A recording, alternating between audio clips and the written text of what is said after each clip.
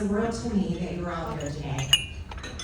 I never imagined being an MCAR president, but I am so glad I was too caught off guard to say no when I was encouraged to apply to be on the board of directors. I hope that you can see a little bit of yourself in what I say today and the rest of the board and what the rest of the board and I do this year. And that you too one day are also a little too caught off guard to say no. I look forward to working closely with each of the 2026 board directors and building on the incredible work of past boards. Before I get to what I made for each of you that you probably saw on the table, I'd like to say a heartfelt thanks to Rick Barnett and Marsha Millis, who have supported, encouraged, and challenged me from day one. Both of them have gotten me into lots of good trouble, starting with having me buy my office building built in the late 1800s. I am also so appreciative of the amazing agents who I call stars at Over the Moon Realty. Together, we've done what some said couldn't be done, and we're not done yet. To my husband, Rob, who takes my big ideas and makes them happen, from our custom iron birds and scrolls on our real estate signposts to helping clients fix small things to get the most for their properties, I am so grateful. And a special thanks to our MCAR staff, led by CEO Kevin Stone. I knew our staff worked hard, but I didn't realize the number of details that you handle on the membership's behalf each and every day. We are lucky to have you. And a special thanks to Tammy Lasala, Arlene Hardenstein, Malone Hodges, and Kim DeBenedetto for their extra efforts being CAR directors and helping with NAR to fight for fair housing and property rights. With the CAR winter meetings right here in Monterey next week, I encourage you to pop by for an hour or two and sit in on various open sessions. It's pretty amazing to see how things really work, the democracy of the process, and how our dues are put to use. You do have to register, but you do it on site.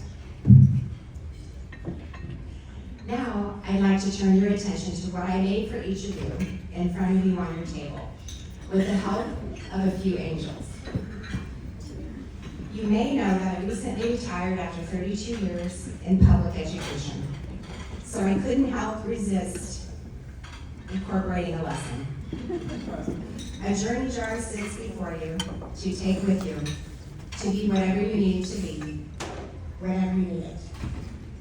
It's filled with 10 items, or at least there should be 10 unless my sweet tooth got the better of me. Inside you'll find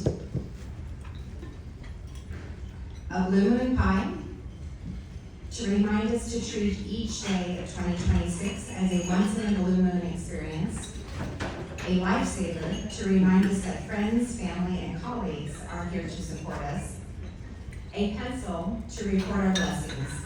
We have so many more than we realize. An eraser to serve as a reminder that while we all make mistakes, they don't have to be permanent.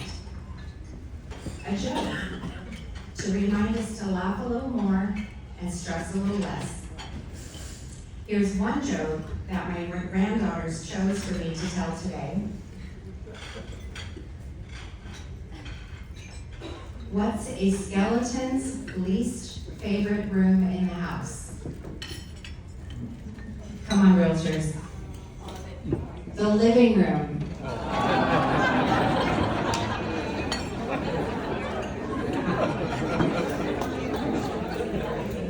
And it's your lucky day.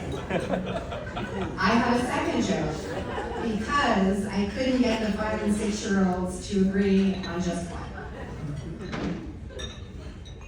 Thieves broke into the police station and stole the toilets. Police say they have nothing to go on.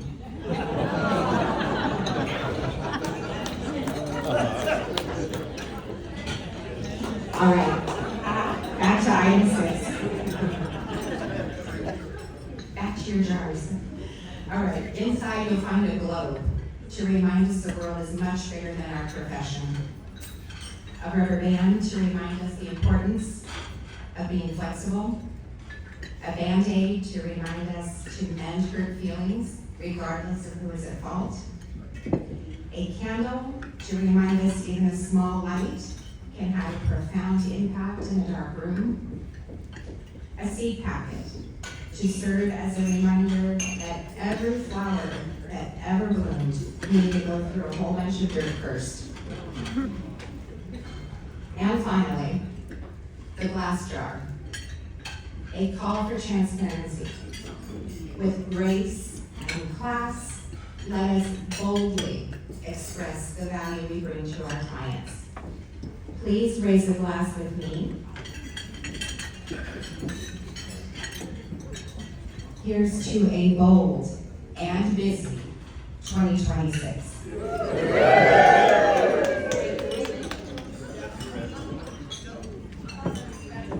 Thank you.